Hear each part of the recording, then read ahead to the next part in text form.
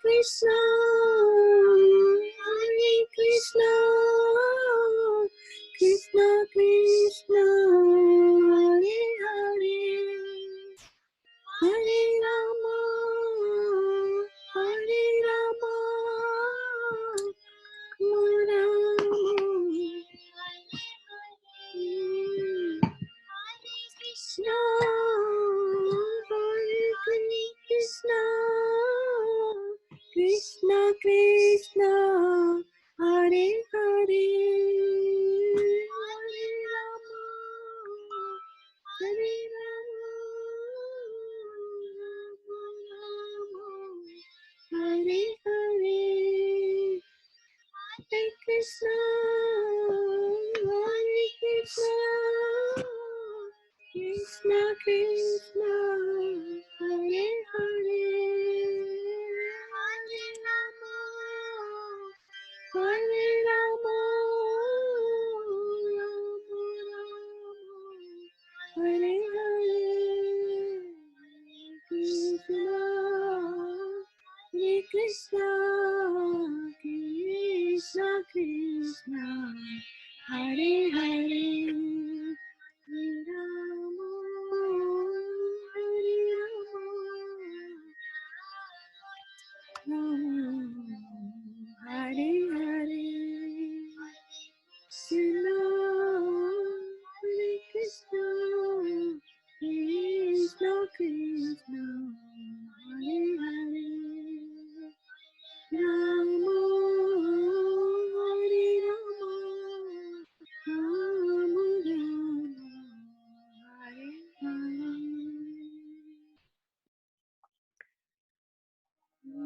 Hare, Hare Krishna, Hare Krishna, Krishna Krishna, Hare Hare, Hare Rama, Hare Rama,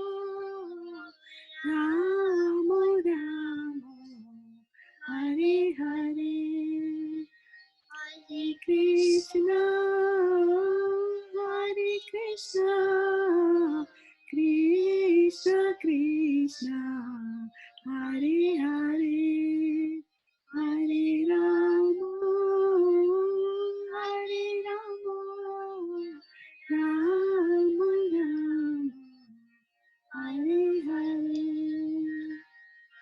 Hare Krishna, Hare Krishna, Krishna Krishna, Hare Hare, Hare Rama, Hare Rama, Rama Rama, Hare Hare, Hare Krishna, Hare Krishna, Krishna Krishna, Hare Hare, Hare Rama, Hare Rama, Rama Rama, Hare Hare, Hare Krishna, Hare Krishna, Krishna Krishna, Hare Hare,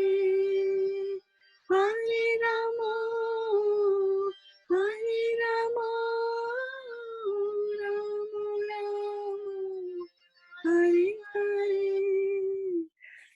Welcome to our Bhagavad Gita class. Those of you who are watching us online on Zoom, as well as those who are on Facebook, which includes Dilip Bhai Patel Prabhu and Vidya Badhu Devi Dasi, Neha Mataji, as well as Bhagyashri Mataji. Hare Krishna. Thank you so much for joining the call. And on Zoom, we have Preeti Radhika Devidasi, Varshana Malik, Sashi Shekhar Prabhu, and the first to join was Ishwari Radha Devidasi. All right, good. So let us get started with our morning ritual of reciting from the Vigyapti Panchaka. And I'm going to start sharing this on the screen, and let me see if I'm recording this call or not. Yeah, I am. Okay. So can somebody confirm that they can see the... Can I share, Mataji? Hare Krishna. Oh, you're there? Okay, good. Go ahead. Please share. One less thing for me to do in the morning. Start with sharing. All righty. Om Ajnanatimarandhasya Jnananjana Shalakaya Chakshurunmilitam Yena Tasmai Shri Gurave Namaha. Matsamo nasti papatma na paradhi cha kashchana parihare lajjane kim bhuve purushottama yutinam yata yuni yunam cha yuto yata manobhiramate tatvan mamnobhiramatam tvayi. Bhume skalitapādanam bhumirevaavalambanam tvayi jata paradhanam tvameva sharanam prabhu.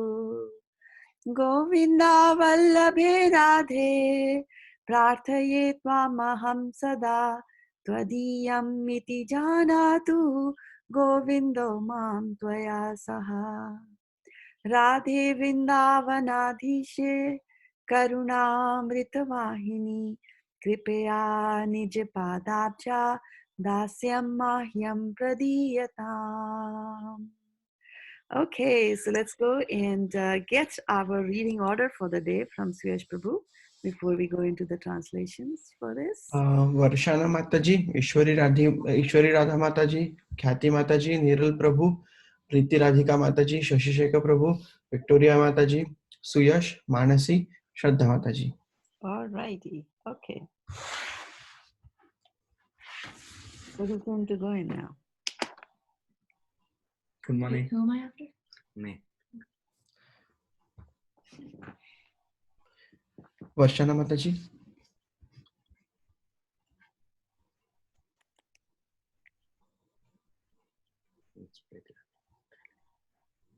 Okay. Let's go to the next person then. Ishwari Radhika Mataji. Yeah. Oh, Mataji, I'm reading, Mataji. Okay, Oh, please. Purushottama, no sinner or offender is as bad as I am. How can I describe my shame?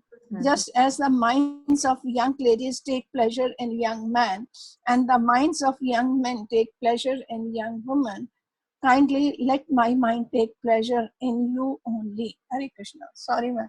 No problem. Yeah. Just as the ground is the only support for those whose feet have slipped, you alone are the only shelter for those who have offended you. O Srimati Radharani, beloved of Lord Govinda, this is my request. May you and Lord Govinda consider me one of your assistants. And Niral Prabhu will be coming from next turn, so next person can read. Priti Radhika Mataji. O Srimati Radharani, O Queen of Vrindavan, you are a river flowing with the nectar of mercy. Please be kind to me and give me a little service at your lotus feet. Hari Bol. Okay, time to now stop sharing and time for giving me one word, only one word today of what stuck your mind from these prayers. Prathaye. Prarthaye. Very good. Isn't that a good word or what? Prarthaye. Lotus feet. Lotus feet. What else? Vallabhe. Vallabhe. Karunamrit Vahini. Karunamritmani. That's your favorite, isn't it? Yes, Mataji. Okay. More. Mano me ramtam twayi. Manu me ramtam swai. And Bhagyashri Mataji is saying Radha Vrindavaneshwari. Very good. Thank you, Bhagyashri Mataji. Yes, those on Facebook can always post your things there. Okay. Bhumi. Bhumi. Yes. Bhumi, big time, isn't it? Good. Preeti, you are on mute, I think. Preeti Radhika. No, I am Okay. not on mute. Yeah, now I can hear you. Yeah. Okay. Yeah. So what did you say? Oh, before I that? just said Mano Meram Tam Tvai. Manu me ramatam tvai. Okay, good. Now we can hear that. Okay. And okay. Govinda Vallabhe Radhe. Govinda Vallabhe Radhe. Yes. Good. Okay. So very, very nice. And I would just like to start this morning today with a few things here. And oh wow, I like where you are, Suyash Prabhu and Manasi. Okay, let me start sharing my screen here, and I'm going to go to the website that we have for Bhagavad Gita. Can you all see it? If you can do that, Yes. if you do, then please say yes. All right. Yes. Thank you, Varshana Mataji. Yeah. Yes. So Yes, here Mataji. is our, thank you, thank you. So here is our Bhagavad Gita page from the website. And this is the place where you share your reflections. I just had a small observation. I made a few changes to the form, so when you fill, you will know about that. I'm still looking for feedback from you all. There are many, many on the call, but I see very few putting in the reflections. It's very important for us that you do share your reflections with us here. And then, sorry, one thing I wanted to point out is that as we were reading, we came across some dual verses, isn't it? Like this, 16 to 19, 16 to 19, 18, right? So I just want it to be exactly what it is in the book, right? Whether it is 16 to 18 or whether it's 16 to 19, like that, right? Even if you are commenting on a particular verse, like maybe you wanted to comment on 17 or maybe 16 or 19 or 18, whatever, like that, right? Just make sure that you put whatever is there in the book, like, you know, when you go online to chapter 1, whatever is mentioned there, so that if somebody was to look at your reflection and say, okay, I want to go and read more about the verse, and they try looking for that verse, so it's, you know, it's easy for them if they have the exact thing there that is mentioned. So for the dual verses, right? So just take care of that. You can't go back and fix the form. I will have to go back and fix it. So that's why I just said that one of the things about efficiency is to get things right the first time. So in the beginning itself, if you can put it right inside the data, that'll be good for us. So that was a small section. Mataji, one thing in the form we observed was if we put 30, it would turn into 3. Yes, and now it won't. Oh, okay, you got it. One. Yeah, you see chapter 140, it's coming as 40. Chapter 140. I noticed that. Mataji, we have to do this daily. Yes, because you come to the class daily, no? Okay. I hope so. I didn't know what, like we didn't know about this. Okay. Yeah, no problems. Yeah, because you have, yeah, maybe I should keep reminding. Yeah. Thank you, Mataji. Yes, and Neha Mataji and Vidyavadu are saying prarthaye. Yes, again, for praying, that's very good. And Sutapa Mataji is there also on Facebook there, and Vinu Kohli Mataji is there as well. And Sharanam is what she's saying. Yeah, that's good. Yeah. Okay, so let's go and do our ritual of the morning, second one, which is to read from the Bhagavad Gita. Okay. And so one of the things that I would highly recommend is that we come here, we read, but also take the Bhagavad Gita with you and let it be your constant companion throughout the day, right? So mull over the verses, mull over any word that, you know, strikes your mind. And that's why we do this exercise of, you know, going through those prayers and saying, okay, give me just one word. It's not that I don't want you to speak, but the idea is that we can focus on some takeaways from anything that we read and any kind of time that we spend over here. So let's just do a quick thing over here. Let me see. I need to stop the sharing here and bring up this. Okay. So what verse did we read yesterday? 40. 40. 40. Okay, good. So here's a question coming up on 40. And for those who are on the Facebook, you can also respond to this poll by just typing in your answer. I've given numbers to the answers there so that you don't have to type too much on Facebook. You just put the number. Okay. So 5 people have responded. Are we expecting more, Suyash Prabhu? How many do we have? Mute Prabhu. 7. 7. 7. So we need, okay. No, 6, excluding you. Excluding me, but somehow there should be more because 7 answered and I didn't. Okay, so that's good. I'm going to end the poll here and share the results with you. What do you think? So What if everybody they turn out to be politicians and film stars? so this is yeah, so this is a good one.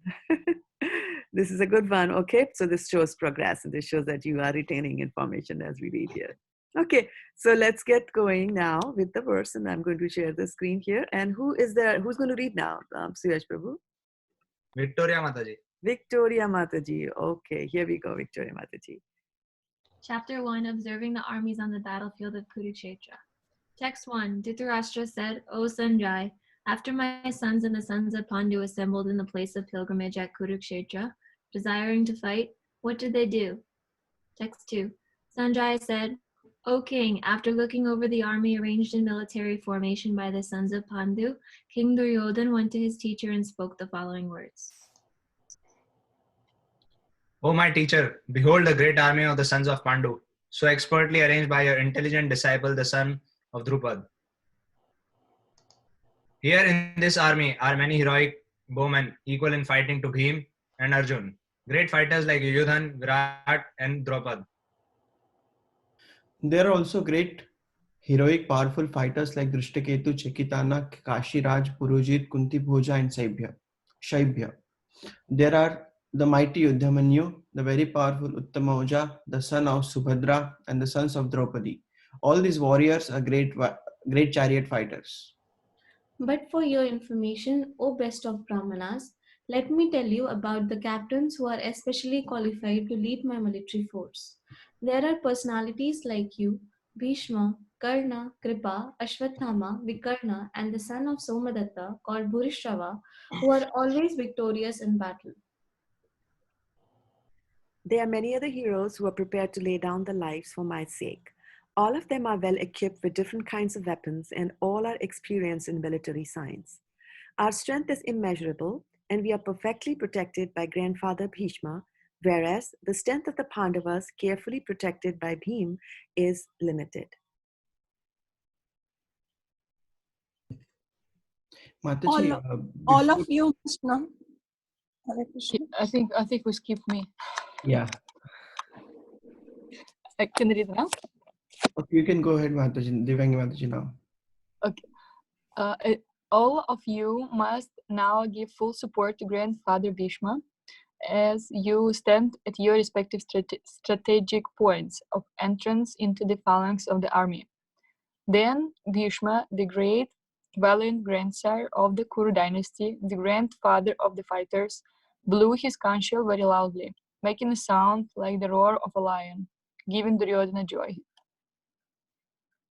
Hare Krishna. Prabhuji, can I go now? Yes, Mataji. Sorry for the confusion. No, it's okay.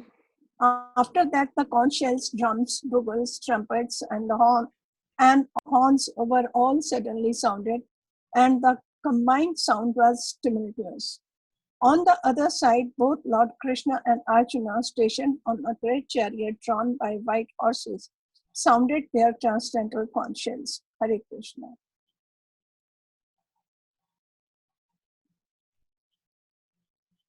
Lord Krishna blew his conch shell called Panchajanya. Arjuna blew his, the Devadatta. And Bhima, the ferocious eater and performer of Herculean tasks, blew his terrific conch shell called Poundra. King Yudhishthira, the son of Kunti, blew his conch shell, the Ananta Vijaya. And Nakul and Sahadev blew the Sugosha and Manipushpaka. That great archer, the king of Kashi, the great fighter Shikhandi, Drishtadyumna, Virata, the unconquerable Satyaki, Drupada, and the sons of Draupadi, and others, O king, such as the mighty armed son of Subhadra, all blew their respective conch shells. The blowing of these different conch shells became uproarious, vibrating both in the sky and on the earth. It shattered the hearts of the sons of Dhritarashtra.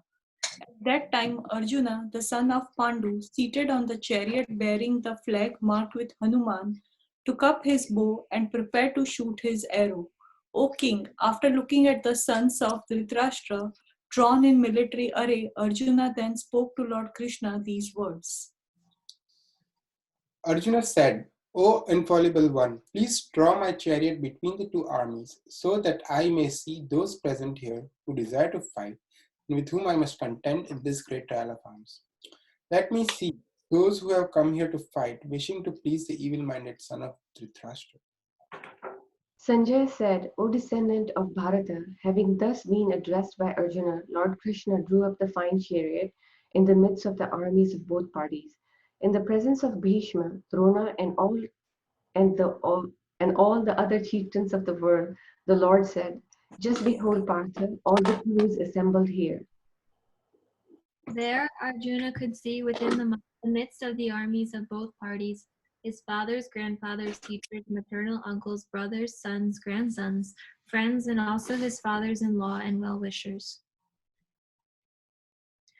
When the son of Kunti, Arjuna, saw all these different grades of friends and relatives, he became overwhelmed with compassion and spoke thus. Arjun said, "My dear Krishna, seeing my friends and relatives present before me in such a fighting spirit, I feel the limbs of my body quivering and my mouth drying up. My whole body is trembling, my hair is standing on end, my bow gandhi is slipping from my hand, and my skin is burning." Next, please. I am now unable to stand here any longer. I am forgetting myself, and my mind is reeling. I see only causes of misfortune. O Krishna, killer of the Kishi demon. I do not see how any good can come from killing my own kinsman in this battle, nor can I, my dear Krishna, desire any subsequent victory, kingdom, or happiness. O Govinda, of what avail to us our kingdom, happiness, or even life itself, when all those for whom we may desire them are now arrayed on this battlefield? O Madhusudana, when teachers, fathers, sons, grandfathers, maternal uncles, fathers-in-law, grandsons, brothers-in-law, and other relatives are ready to give up their lives and properties and are standing before me, why should I wish to kill them, even though they might otherwise kill me? O maintainer of all living entities, I am not prepared to fight with them even in the exchange for the three worlds, let alone this earth. What pleasure will we derive from killing the sons of Dhritarashtra? Sin will overcome us if we slay such aggressors. Therefore, it is not proper for us to kill the sons of Dhritarashtra and our friends. What should we gain, O Krishna, husband of the goddess of fortune, and how could we be happy by killing our own kinsmen? Suyash Prabhu, I go after Manasi now, or Um, Divyangi Mataji, and after that Divyangi? yourself, Mataji. Okay, Divyangi, go ahead. O Janardana, although these men, their hearts overtaken by greed, see no fault in killing one's family or quarreling with friends, why should we, who can see the crime in destroying a family, engage in these acts of sin? With the destruction of the dynasty, the eternal family tradition is vanquished, and thus the rest of the family becomes involved in irreligion. When irreligion is prominent in the family, O Krishna, the women of the family become polluted. And from the degradation of womanhood, O descendant of Vrishni, comes unwanted progeny. An increase of unwanted progeny certainly causes hellish life both for the family and for those who destroy the family tradition. The ancestors of such corrupt families fall down because the performances for offering them food and water are entirely stopped. By the evil deeds of those who destroy the family tradition and thus give rise to unwanted children, all kinds of community projects and family welfare activities are devastated. O Krishna, maintainer of the people, I have heard by disciplic succession that those whose family traditions are destroyed dwell always in hell. Hare Krishna.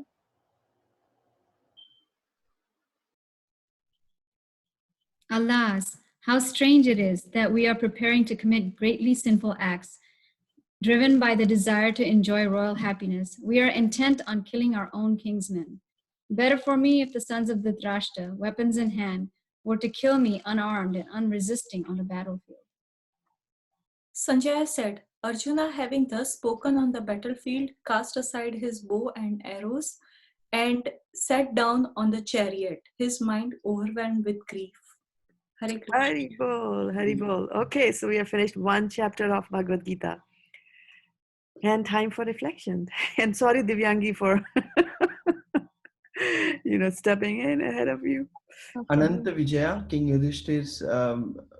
The Concha? name itself suggests he's the winner. Winner, yeah, Ananta. Yes, very good. I was thinking about Krishna's counsel, Panchajanya. Panchajanya? Okay, good. Arjuna says, sin will overcome us if we slay such aggressors. Aggressors, So yeah. he says like aggressors and will incur sin, both in the same sentence. In the same breath, yes, yes. Oh, Madhusudana. It's a very packed word, isn't it? Mhm. Yeah. I was just thinking about that when Arjuna says that the family tradition is destroyed, so the offerings are stopped to the ancestor and they dwell in hell. But yesterday, Vaisheshika Prabhu read the verse which said that when you become a devotee, you don't owe to ancestors or even to living entities like cows and all that. So that was a relief. Yeah, Devarshi Bhutapta Nirnam Pritinam Naking Karunayam Rinicha Rajan Sarvatmanaya Sharanam Sharanyam Gato Mukundam Parihritta Kartum. Yeah, so there are a whole slew of people to whom you owe. I was actually thinking, I was thinking about this verse just a few days ago in the context of coronavirus. And so, they were she's, we understand very easily that, because they have given us the scriptures, parents, we understand, like that. And I was just thinking, Bhut Apta, so other people. So like, what are the other people? And so now during this coronavirus, we are realizing that how many other people we really rely on, right? How many people do we rely on other than our family? Medical professionals that are in the Doctors, yeah.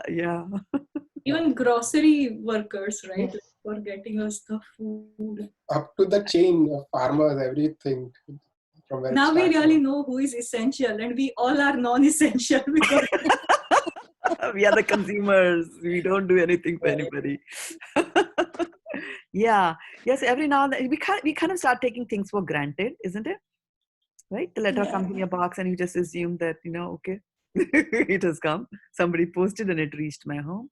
But there are people who are working, round the clock, making sure that we get the things delivered. For us, it's just a click away to go to Amazon.com and order a grocery there, items there, but they then magically show up like that. Yeah. I have a question. Go ahead. Mataji, so I'm trying to reconcile these two things. When you don't owe anything to your ancestors, like from the class yesterday, like Mataji mentioned. Also, there is something called Shraddha. People who in India, they know. Also, there is like the month before Navratri, where you go on the, my dad used to go on the terrace and he would feed the birds some preparation, particular preparation made for that, and that was meant to be, that's the offering to the ancestors, right? So those kind of things do Vaishnavas need to do when one is let's say when one takes initiation, right? After that, is this that it's an offense that he does that, or is it okay to do that? It's not an offense if you do that. Okay, it's not needed. It's not an offense. Yeah. Or is it Like, needed? Is it needed? to It do is that, needed. Depends on. Yeah, it depends. There's something known as be on the safer side, right? I mean, Yeah. they are saying that how much dedicated and how much devoted and how much surrender are you to Krishna, right? If I'm starting to think I got initiated, so I become a pure devotee, I don't need to do those kind of things, right? So it's a dicey situation. I might think that I'm very good, I'm the perfect devotee, but I might not be like that.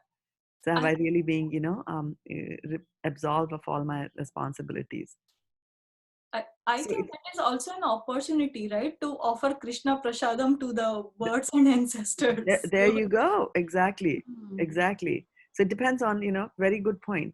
Yeah. And actually today's verse is going to focus on that. Yeah, 41. Sashishika Prabhu. Yeah. Yeah. Thank you, Mataji. Yeah. But yeah, so thanks for bringing this up. And so I wanted to mention a story of His Holiness Keshav Bharati Goswami Maharaj, right?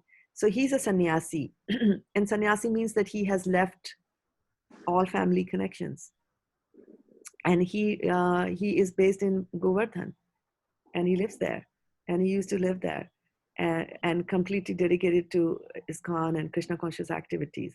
And he had a mom here in America, and she was not very, conducive to Krishna consciousness. She didn't really like the fact that her son had, given up everything and dedicated the life to Krishna consciousness. And then towards the late part of her life, she became very sick, and there was nobody to take care of her. Like when parents really, really become sick, you need somebody around them. So Keshav Bharati Maharaj came back to look after her. One might just say Devarshi Bhutapta Nirnam Pratamnam, right? That he had no responsibilities like that. But then, so these rules are there, but if there is really nobody, there's a compassion there, which is there in the hearts of these people. That's why who said that they are saying, Arjuna, our Khyati Mataji said that he's saying aggressors, and then how can I kill them in the same breath? So that's a sign of a devotee. So he came back and he took care of his mother, who was, among other things, she was also suffering from Alzheimer's disease. So what happens in Alzheimer's disease? What's the main thing in Alzheimer's disease? You forget. You forget, right? So she forgot that she didn't like the Hare Krishnas. That's a good one. So now Keshav Bharati Maharaj used to come and say, okay, let's read from the Krishna book. So all these nice pastimes of Krishna like that. So he used to read to her. And if at all, and of course he had to take care of things around the home also.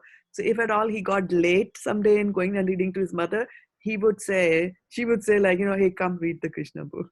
Wow. So he completely forgot. She started saying Hare Krishna and things like that.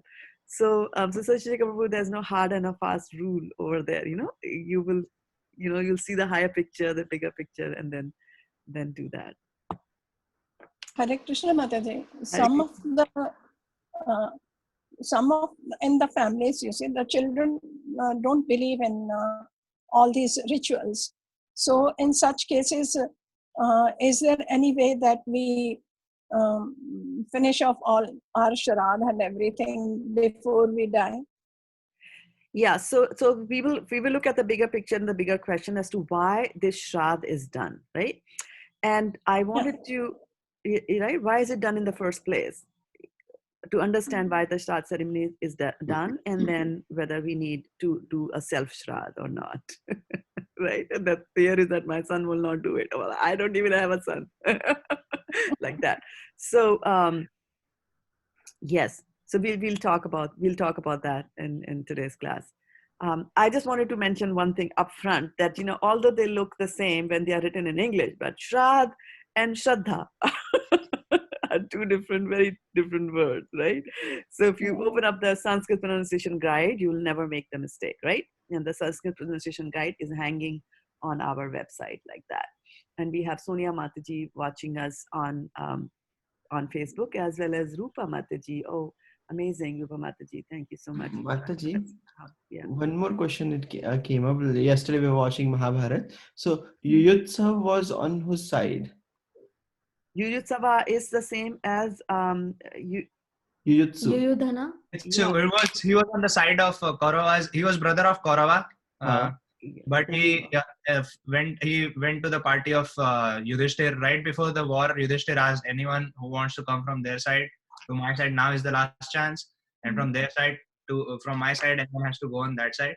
Then Yuyutsu came, and Yuyutsu was also the person who was the only Kaurava who, when Draupadi Chirharan was happening, he was the only person who objected, saying that this is not right. You should not do this. And he was actually the he would tell secrets to Pandavas even throughout, like right before the bed. He's the king's son from. He was not Gandhari's son. Mm-hmm. He was son from maid servant. Maid servant. Yeah. Thank you. Thank you. Yeah. His job was to give water to all the dead people, all the dead Kauravas. That's what his job was. Yeah, it's interesting that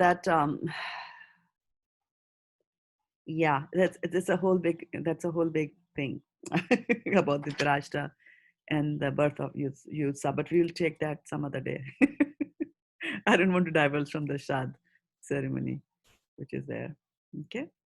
All right, so let's go and look at the verse for today, right? Yuyutsu. And by the way,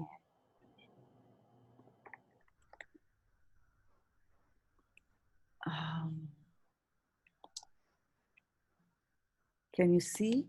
I am beginning to share it in a moment now. Please confirm. Yes. Yes, Mataji. Kathy, you have to read? Who was reading? Yeah. Okay, go ahead. Okay, I'll read.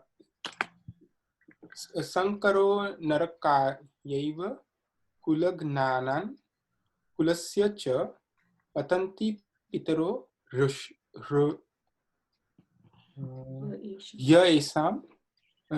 yesam lupta pindo daka kriyaha. Synonyms.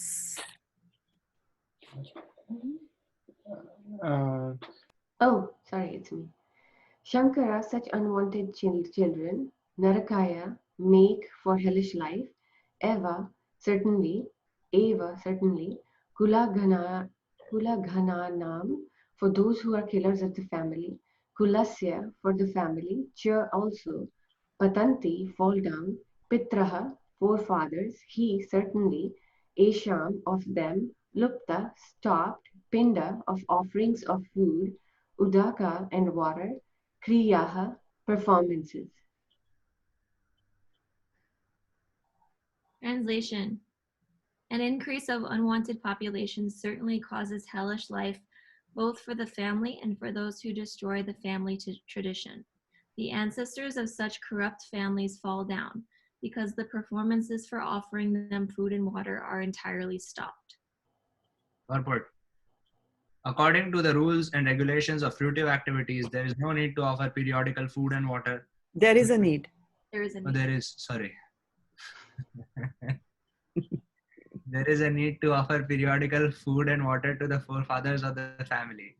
This offering is performed by worship of Vishnu, because eating the remnants of food offered to Vishnu can deliver one from all kinds of sinful reactions. Sometimes the forefathers may be suffering from various types of sinful reactions, and sometimes some of them cannot even acquire a gross material body and are forced to remain in subtle bodies as ghosts. Thus, when remnants of prasadam food are offered to the forefathers by the descendants, the forefathers are released from the ghostly or other kinds of miserable life. Such help rendered to forefathers is a family tradition, and those who are not in devotional life are required to perform such rituals. One who is engaged in the devotional life is not required to perform such actions. Simply by performing devotional service, one can deliver hundreds and thousands of forefathers from all kinds of miseries, as it is stated in Bhagavatam 11.5.41. Devarshi bhutapta naram pitranam na kinkaro nayam rini charajan sarvatmanaya saranam saranyam sarvatmanaya saranam saranyam gato mukandam paritraya kartam. Anyone who has taken shelter of the lotus feet of Mukunda, the giver of liberation, giving up all kinds of obligation, and has taken to the path in all seriousness, owes neither duties nor obligations to the demigods, sages, general living entities, family members, humankind, or forefathers. Such obligations are automatically fulfilled by the performance of devotional service to the Supreme Personality of Godhead. Okay, I rest my case. All questions answered. Prabhupada has said it all clearly in black and white. Right? Yes. So, Shraddha-mataji, can you explain exactly what is this Shraddha ceremony? Is it? Good point. I think I did it in the beginning of my Krishna consciousness, but and also I was explaining my sister about it a few days ago, and I wanted to know exactly what it is, whether I was right or I was wrong. If you can explain. So, yeah.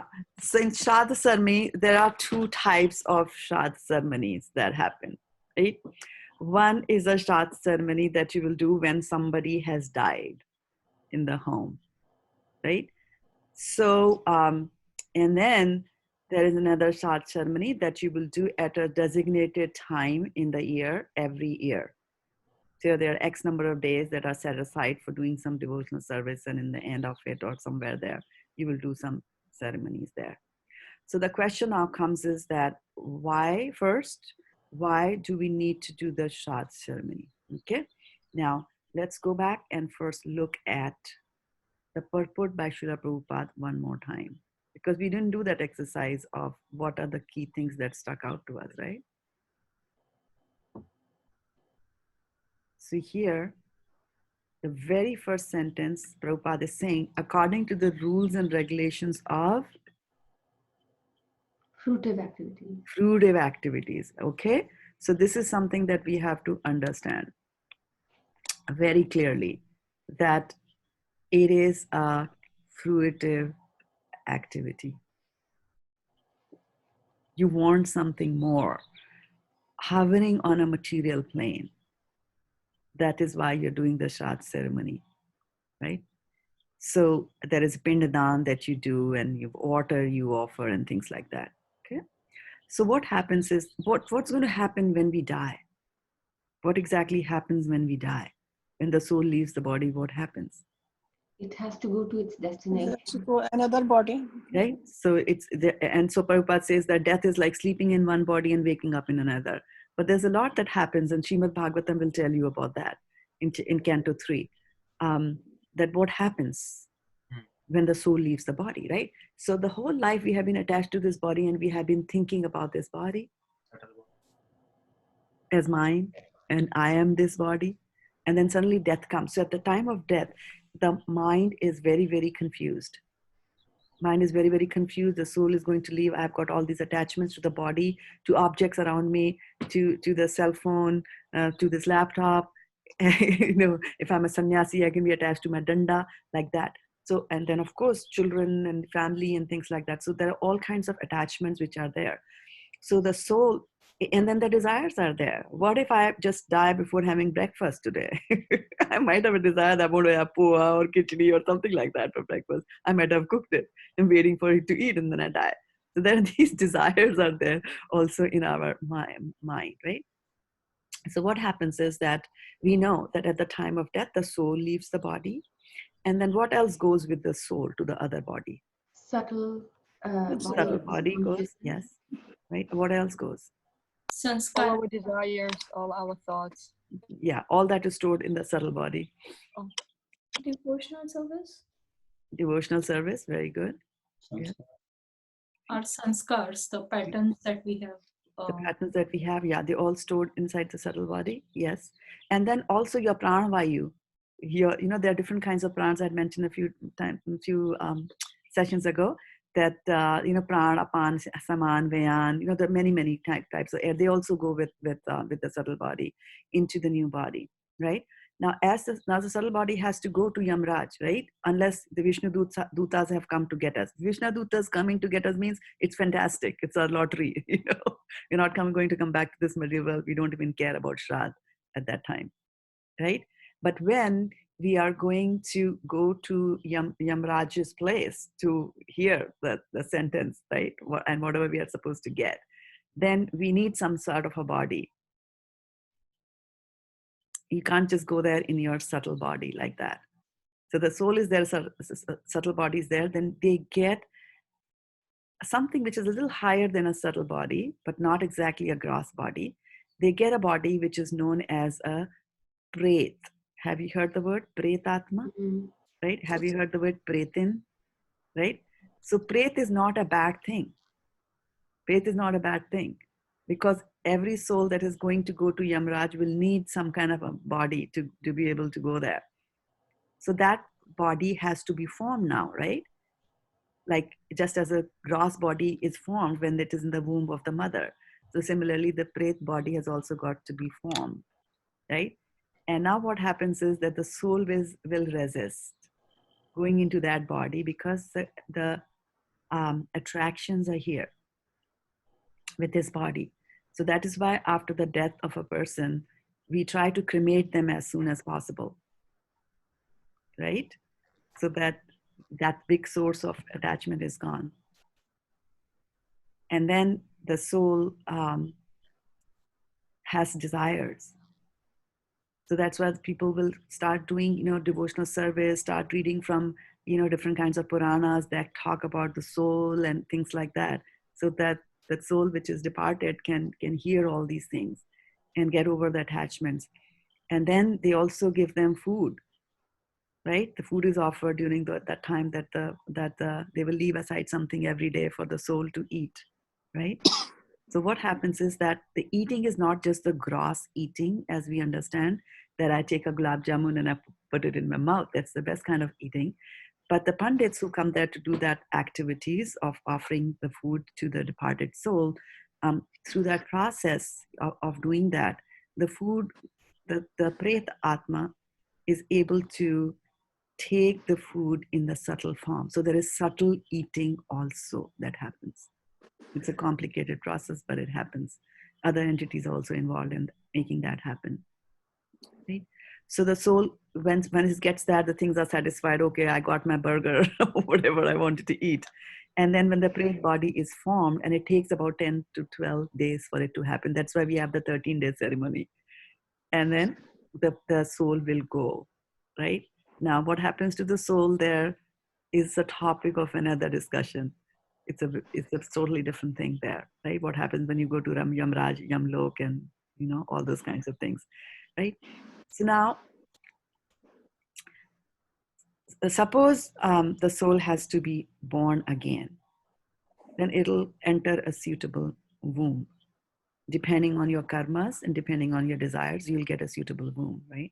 Now, in some cases, you will not get a body. For example, if you commit suicide, then you don't get a gross body immediately. Suppose according to the way the bodies are created, according to the laws of nature and the laws of karma, we were supposed to live for 75 years. And we commit suicide at 35. Now this whole thing was arranged and the whole thing was planned. You were given 70 years of life because there were so many karmic reactions that you had to undergo. And your karmas had to be, that backlog had to be cleared. Now you left the job halfway through, but we had arranged for other things. Other people also had taken birth to be able to participate in this karmic nullification, so to speak, right? So all this is completely messed up. And it's impossible now that just because one person decided to take their life, now we mess up with everybody else. It's like, no, you messed up, so you stay there without a body till you live out that 65 years, 75 years, whatever you're supposed to live. That is why suicide is a very, very wrong thing to do. So when you don't have a body, you don't have a gross body, right? But you have a subtle body. What is there in the subtle body? Mind, intelligence, Nothing. and ego. Mind, right? And what does mind do? Keeps thinking. Keep thinking, whatever right? Right? And just now you said that when the soul leaves the body, it takes the desires, this and that, right? So the desires are still there. Okay, so desires are still there. So I'm looking at the gulab jamun. So just by thinking about a gulab jamun, I cannot relish the gulab jamun, right? It has to come into my mouth. So I need a body, a gross body to be able to eat the gulab jamun in the gross form. Okay, so when I'm a ghost, so that is what is called as a bhoot. So there's a difference between bhoot and pret. Pret is okay. Pret is just, a body that you will get on your way to Yamlok Puri. But bhoot is bad because you have not got a gross body and you have got desires. So when you have got desires, what to do? It is very miserable. because they want it and they can't have it. So some of the bad bhutas, what they'll do is they'll try to enjoy through other people's bodies. They'll try to get into the body. So sometimes that's why we see that if a person has been infected by a ghost, then he might go and do something extreme, completely off their nature, because now the bhoot is acting through you, right? Like that. They can even commit murders. If you wanted to take revenge, could not take revenge. Now they will go into another body. So how do we prevent bhoots from entering our body? Might be a question that you might be asking and thinking. Is through devotional service. If you do devotional service, then the bhoots don't like it. They can't come there. So devotional service is the cure and prevention for everything that we can have.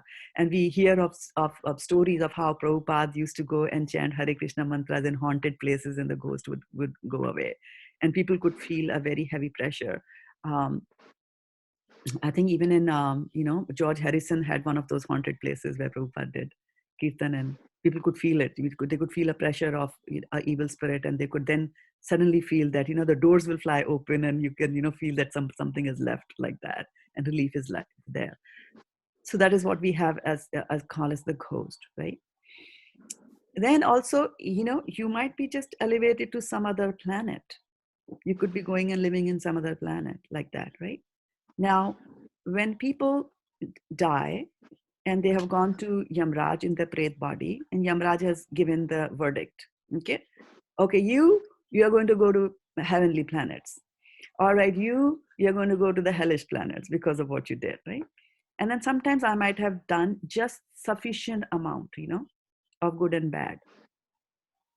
So I'm not entitled to go to a hellish planet nor to a heavenly planet.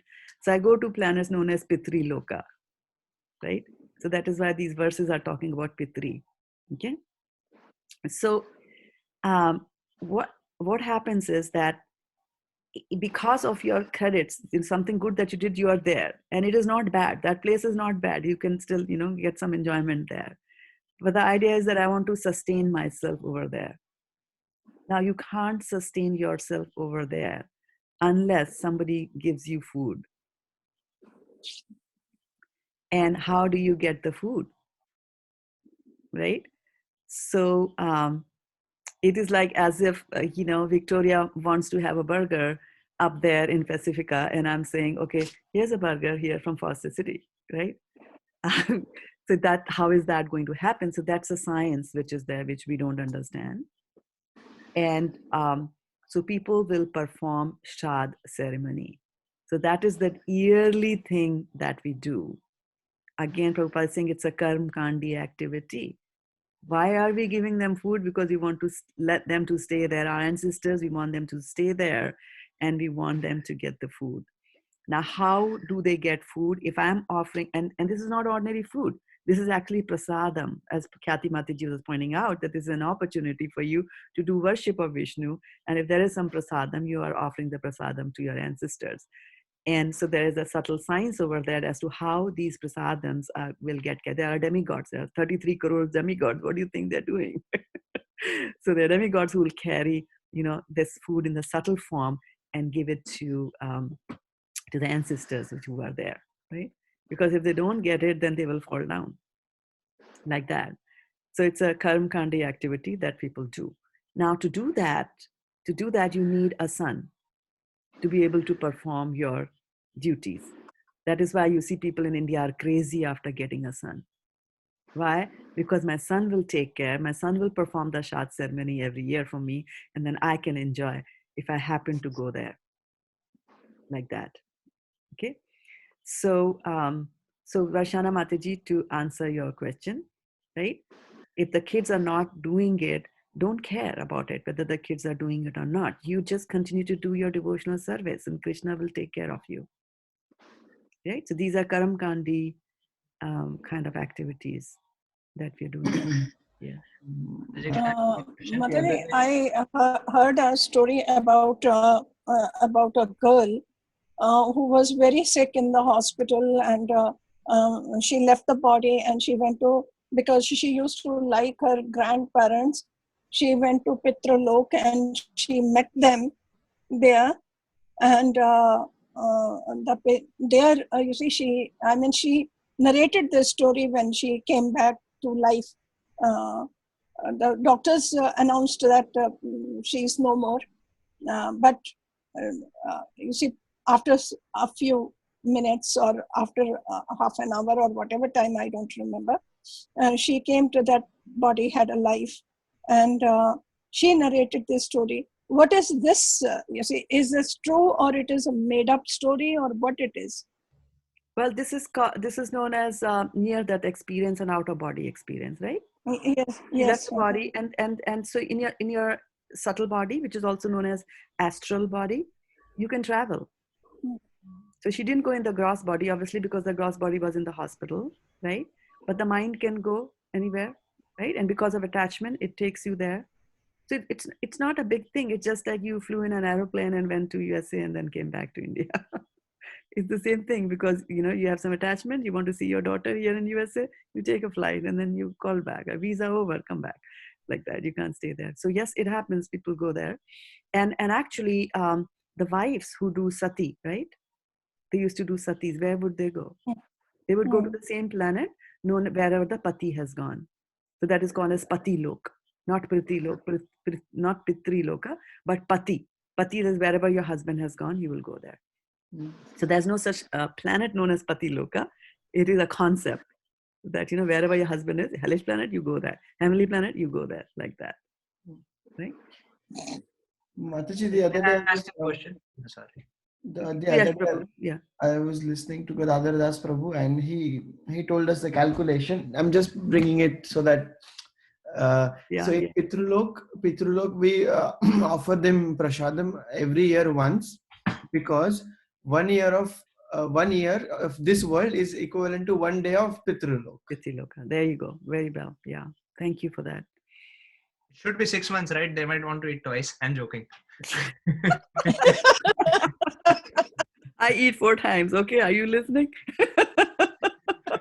I'll tell my kids that for me do it 4 times. I'm joking. But thank you for the nice explanation. But I was just thinking, so well, it's prominent in India even still, I guess, right?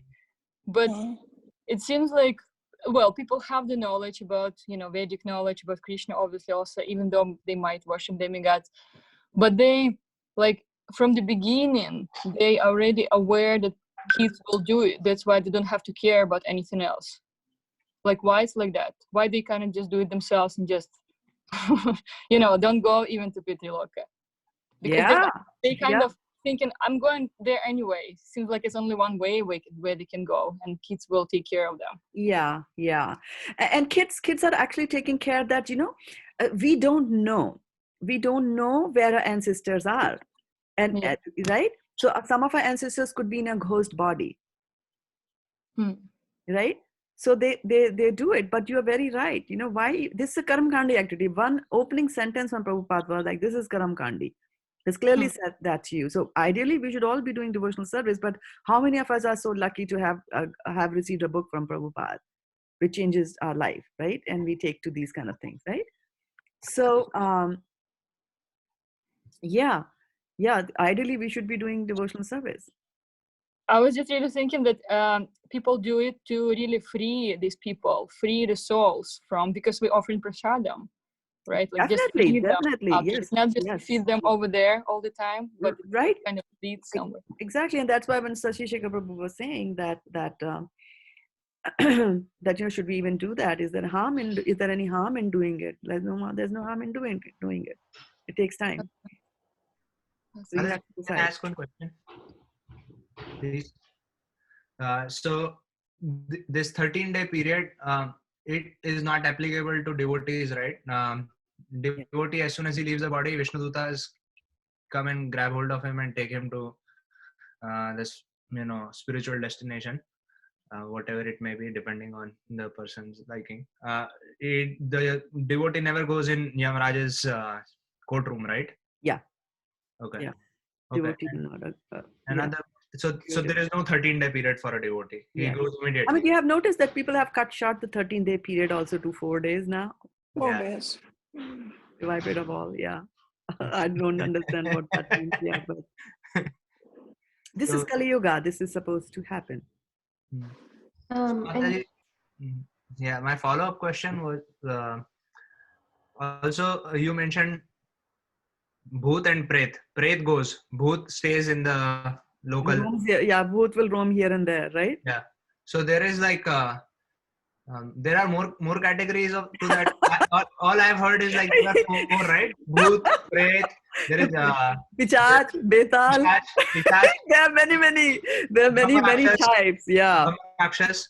Yes. There are many types of that. I just I just didn't want to start the morning with that. Yeah, Pishach are like the vampires, you know. Yeah. Right? The Pishachs are vampires. Betal is also a soul which doesn't have a body, gross body, but Betals typically will try to enter into a dead body. So suddenly the dead body, like, you know, Vikram and Betal. Yeah. You heard the story, right? So Vikramaditya, the king Vikramaditya is trying to take the dead body from the tree, right? And the Betal lives in the tree, and Betal wants to Ask get into that questions. body, like that. And Betal also asks all those questions, and then again there's that, yeah. So so there's so many, but as devotees we don't even care, you know, just as long as we have that general idea that you can end up not having a body if you commit suicide and things like that. Because, you know, after reading all this material world and material body, one might just think that, wrongly think that you know, why don't I just commit suicide? I have done enough of chanting, I've done enough of that, and I think the Vishnu Dutas are going to come and take me back anyway, so let me commit suicide. No.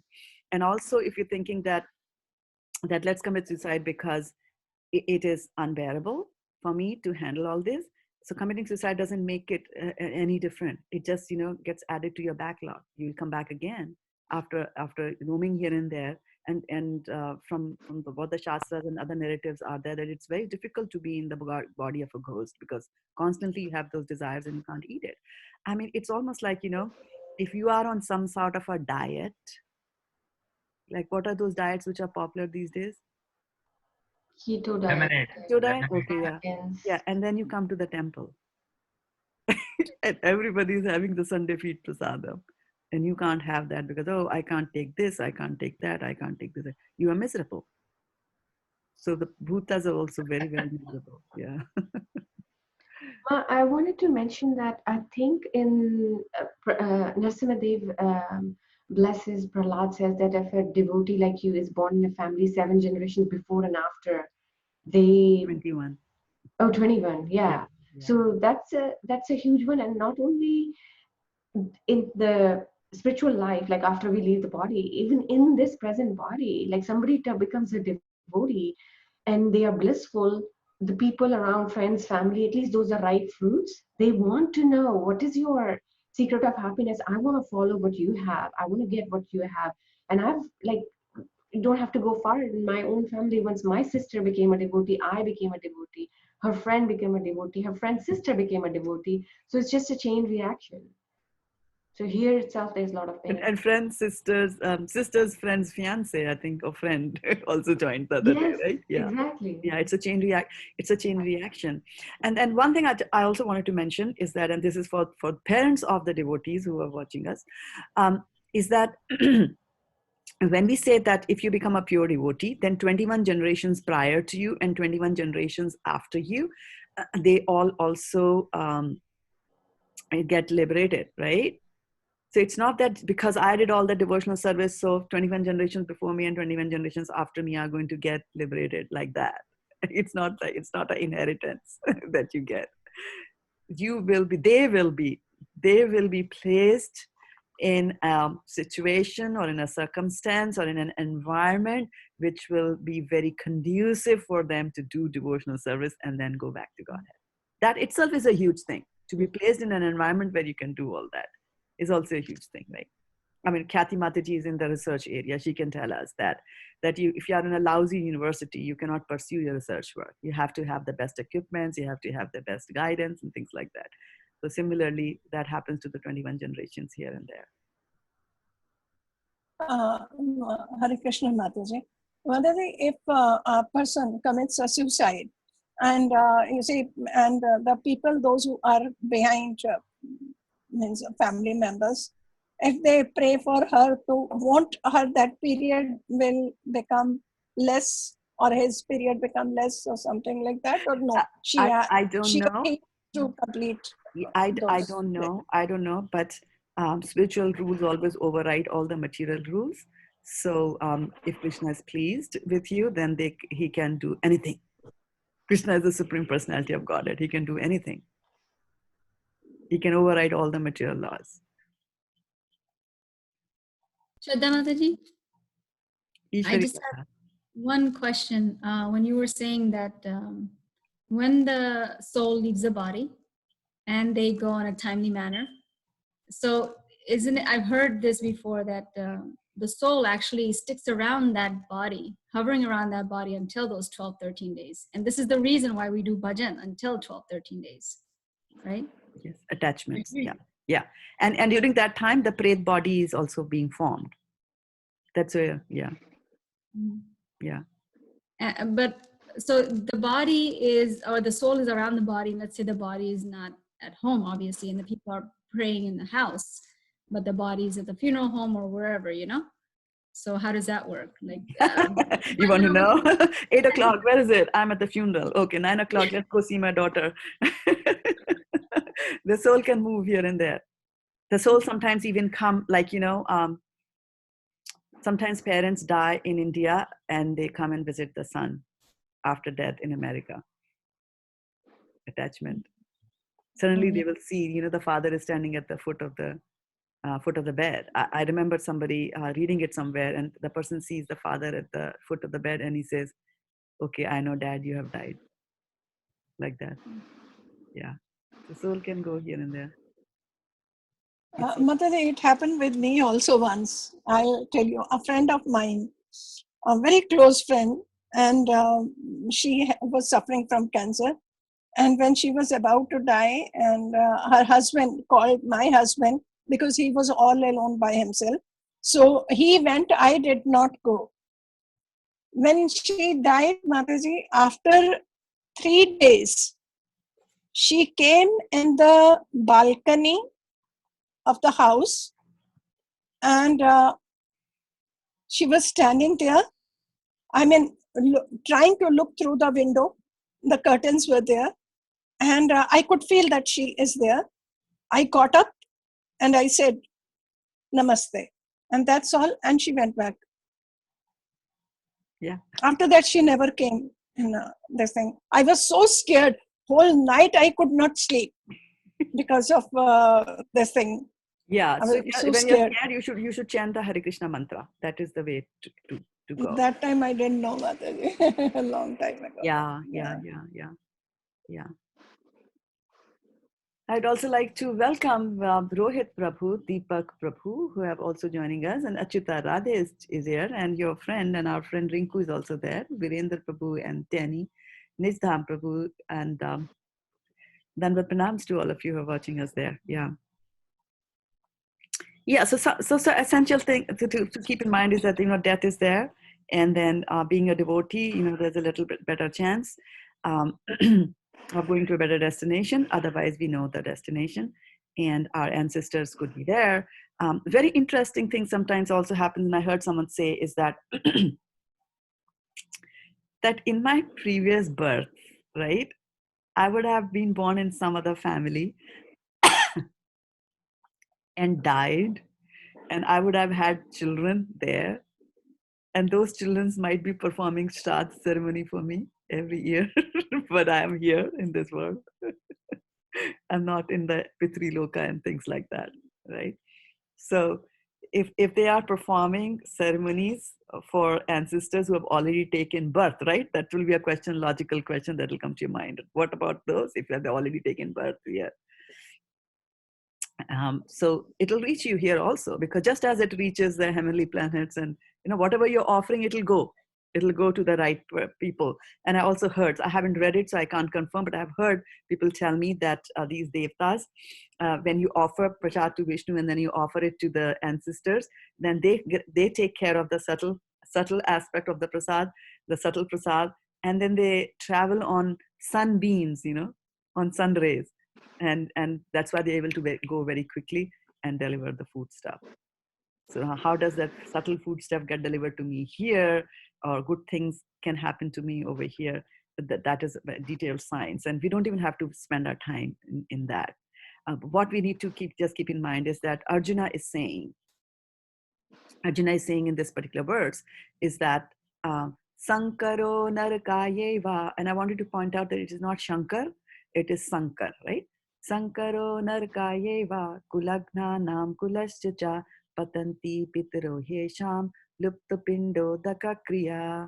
So he's worried about that the ancestors are going to fall down. And what are those ancestors? The ancestors who are just done enough of pious credits to go to the Prithvi Lokas where they can enjoy. And in order for them to sustain that enjoyment, they need to have credits. As soon as you enjoy something, your credits exhaust. So my credits have to be built again and again. So the sun from here will keep offering oblations to Vishnu, and then he will also get those things, and the credits will go to the ancestors. So if you stop these things from over here, the ancestors are going to fall down to whatever planet the karma is going to decide, like that. So Mataji, if the sun keeps doing this, that means they will always stay in Pitraloka and keep enjoying. Yeah, sun, and then the sun, and then the sun, and the sun. Sorry? It's better to die there and go to, it is better to finish off that and go. That's why, and that now you have answered your own question. That what if my son doesn't do? So big deal. It's better for me to fall down. Shine punya marta lokam vishanti. It's better I come back here because there's a chance that I will pursue my devotional service. Higher chance on this planet.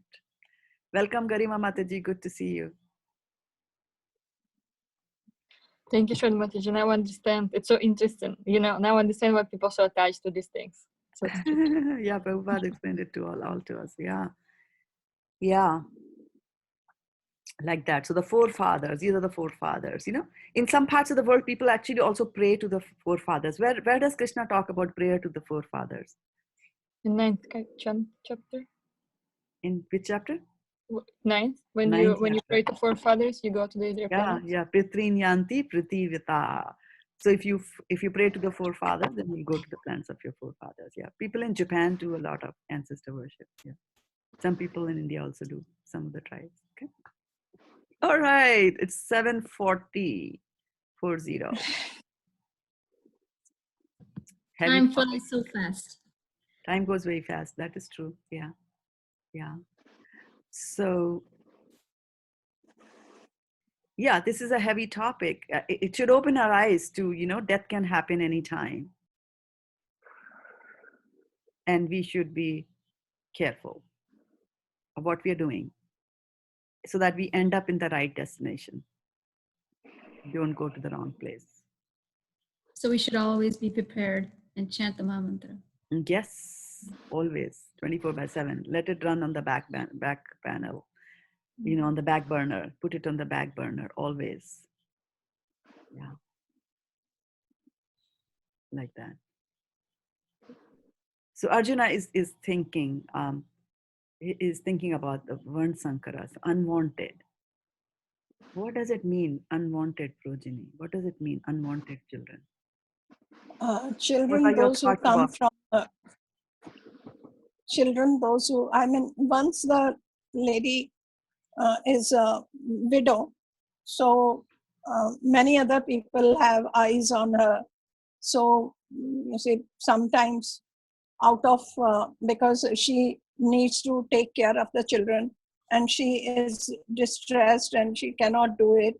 So she'll take help of somebody else. So in that case, you see, she will, get children from him. So those children are unwanted children. Okay. So children from widows are unwanted children. I think so. Mm-hmm. Are those the only Sankaras? No, you mentioned the whiskey children yesterday. The whiskey children. Yeah, Prabhupada said that in one of his lectures. Whiskey children. Children are born over a bottle of whiskey. Yeah.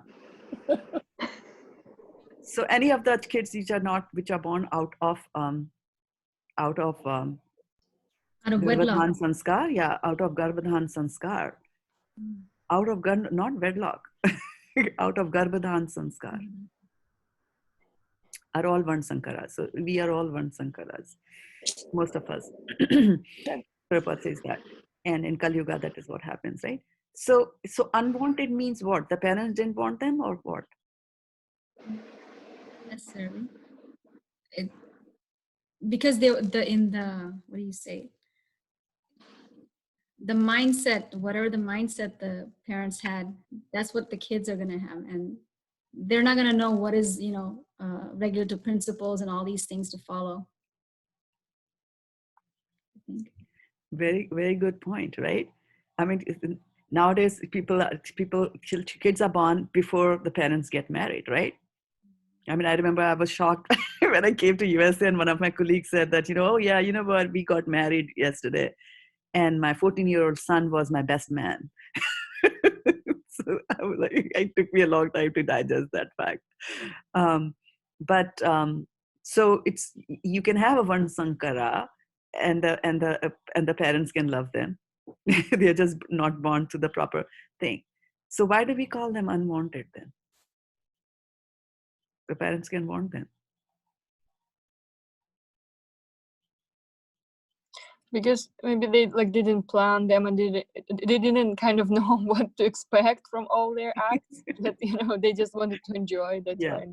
Yeah. So majority of the unwanted kids are really unwanted. I mean, they were not wanting to get pregnant, and they got, and so they are unwanted. But the main thing to remember is that the Garbhadhan sanskar is actually bringing your mind to a certain consciousness level, so that you will attract a good soul to come and take birth in your family. So if you're not doing that, then any kind of soul can get attracted. And so, whatever your consciousness is, and whatever the consciousness of the parents is, then a soul of that type will get attracted, right? Birds of a feather flock together. So if your consciousness is like that, and as Ishwari Radha pointed out, then the child will be like that. The child also wouldn't want to follow 4 regulative principles. So now the child is going to do certain things so that even the society doesn't like them. So they are unwanted all around. The Vansankaras are unwanted all around, like that. So Arjuna is thinking about all this. And imagine, I mean, we just have to think about, how deep does Arjuna think? He's in the battlefield and he's thinking, has got so much of foresight. He's thinking so far, right? And remember, Arjuna is a Kshatriya. What did our Mr. Duryodhan say? Dishtvatu Panduvanikam Vyunham. So you are made of phalanx. And then, Atra Shura Maheshwasha, or the other strong people, right? Aparyaptam, now he starts measuring like that. He didn't talk about long range effects of the war at all. And Arjuna is a Kshatriya. He should also be thinking about scheming, planning, this and that, right? But he's thinking from a very different perspective. Swajanam, right? Atatayinaha.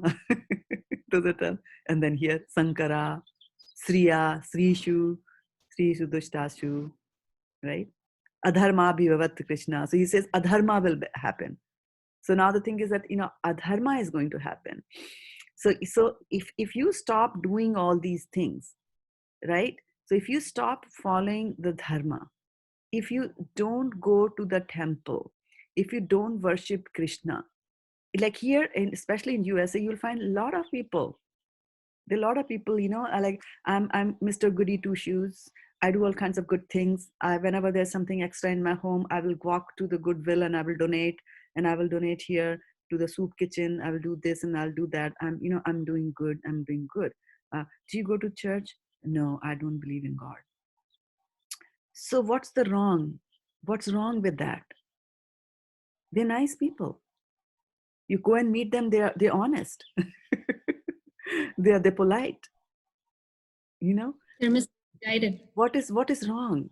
What is wrong with not doing devotional service and just staying in that sort of like a neutral zone? They do it for their own pleasure. Like they do it for their own pleasure. So what? I'm doing it for my own pleasure. I'm growing my apples in my backyard. I'm doing it for my own pleasure. What is wrong with that? I mean, there must be something wrong, because Arjuna seems to imply that if you stop doing dharmic activities, adharma is going to increase. It seems he seems to imply that, right? He's saying that adharma bhivat Krishna. And then adharmas has come, pradushanti skulasriya. Then the strees are going to be polluted, and then the Vanshankaras are going to come, right? So what is wrong with adharma? What is wrong with not following dharma?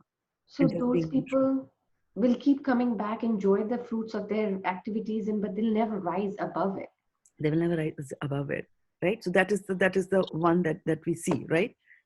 Sure shot that's going to happen, right? You are going to enjoy, and then it can also become a habit with you to enjoy, and then you want more and more. Remember, we said little is little, more is more, enough is enough.